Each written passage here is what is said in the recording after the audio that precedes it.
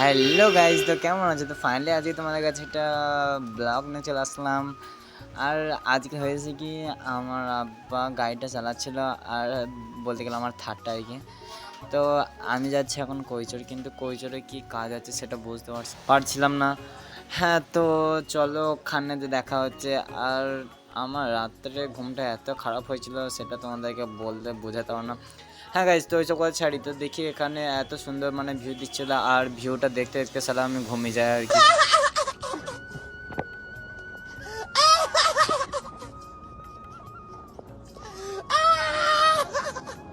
ঘুমোচ্ছিলাম।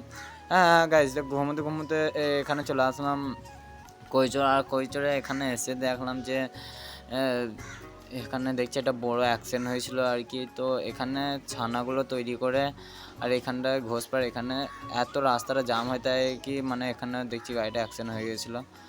আর হ্যাঁ, তারপরে দেখি এত ট্রাফিক জ্যাম হয়ে গেছিলো সেটা তোমাদেরকে বলার বিষয় না।